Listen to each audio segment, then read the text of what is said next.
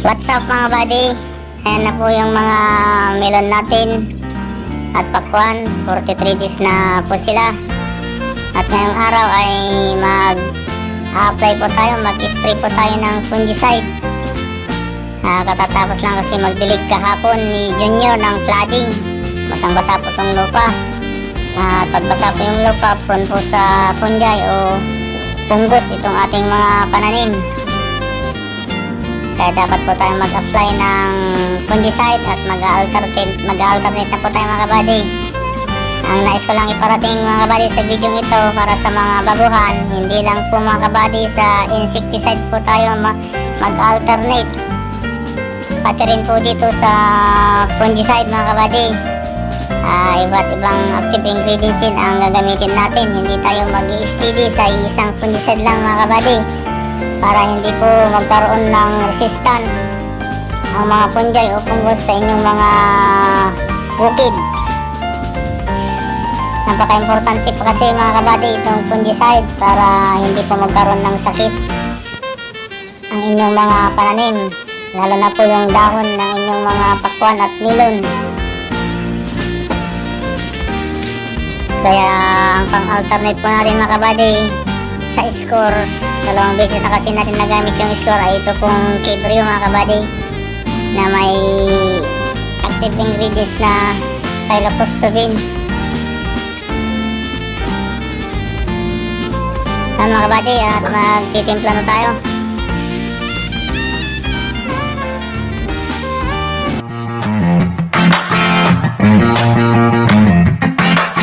What's up mga buddy? Magandang umaga po muli sa inyong lahat.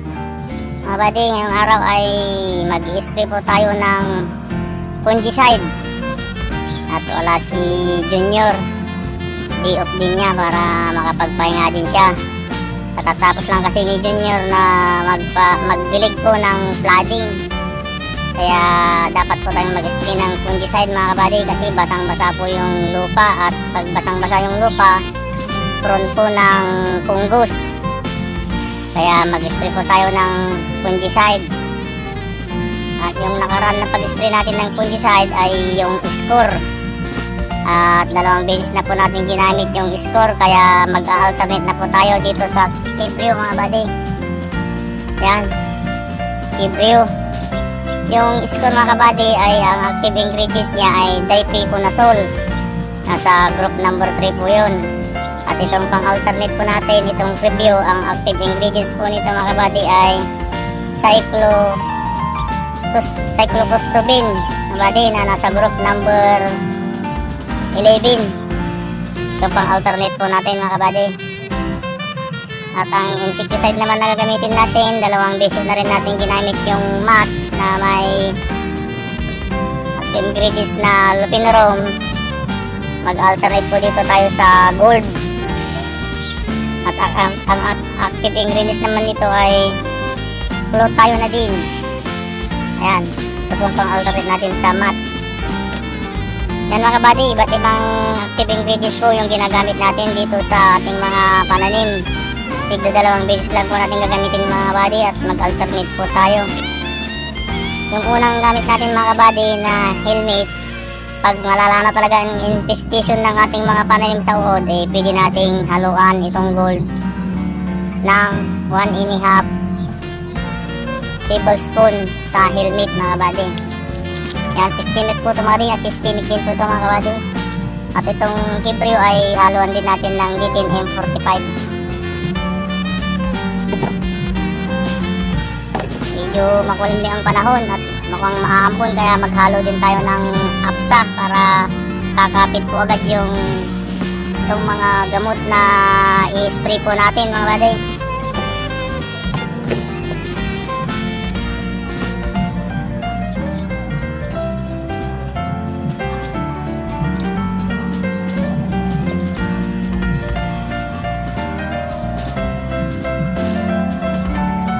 Yan, haluan po natin ng apsa.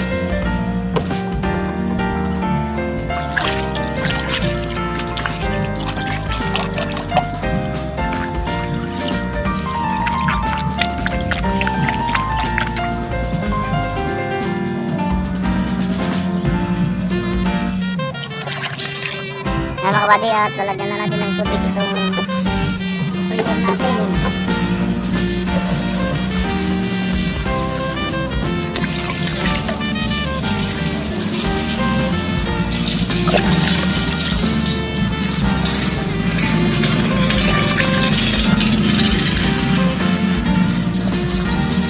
Makulimlim ang panahon, may bagyo ata na Rosal. Kaya makulimlim, maganda po ang mag-spray, hindi mainit. Basta wag lang uulan.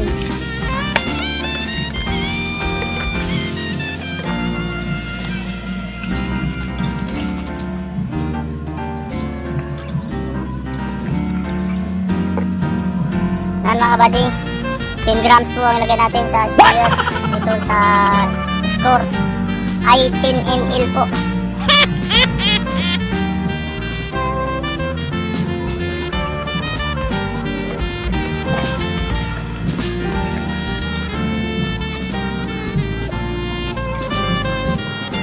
At dito sa Gold 40 ml para sa uod. At fruit fly din para hindi lalapit po mga fruit fly. Pero marami na po tayong trap dyan ng fruit fly.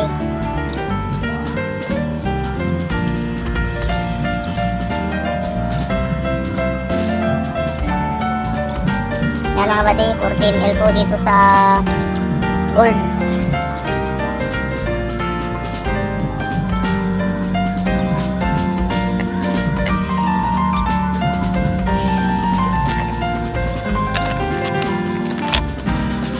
Din natin ng dating. Yan, dating M45. Yan ang parati ng pangkya. Ito ang parati natin pinangahalo sa Score o kaya sa Kidjo din. 1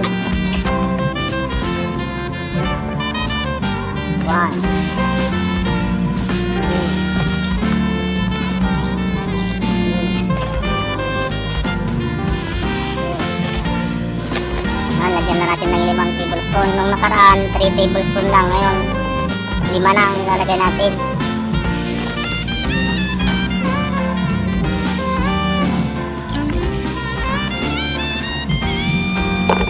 Yan, maglagay po tayo ng apsa. 5 ml lang po ang takal natin dito sa 16 liters.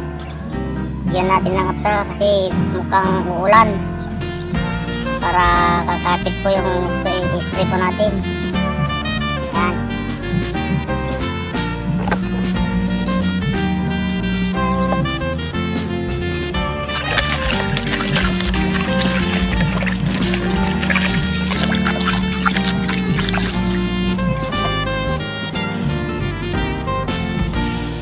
Tayo mga buddy.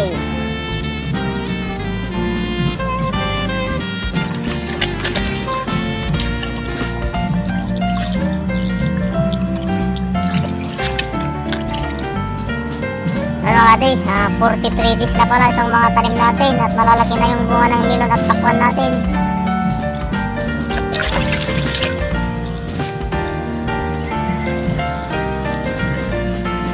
May mga parang ulo na ng bata yung tanim natin na melon.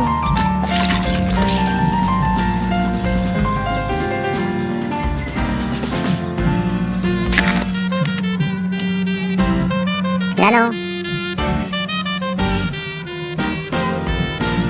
Parang ulo na ng bata yun o.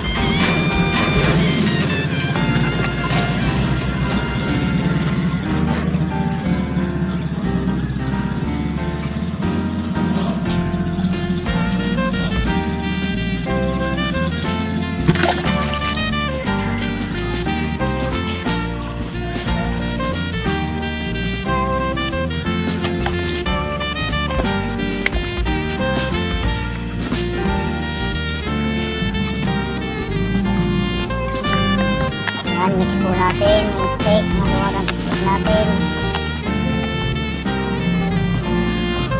Wala si Junior. Pagod tayong mag-spray ngayon. Hindi ko na po kasi pwedeng ipagpabukas po to. Kailangan mapatayin po natin yung mga punggos.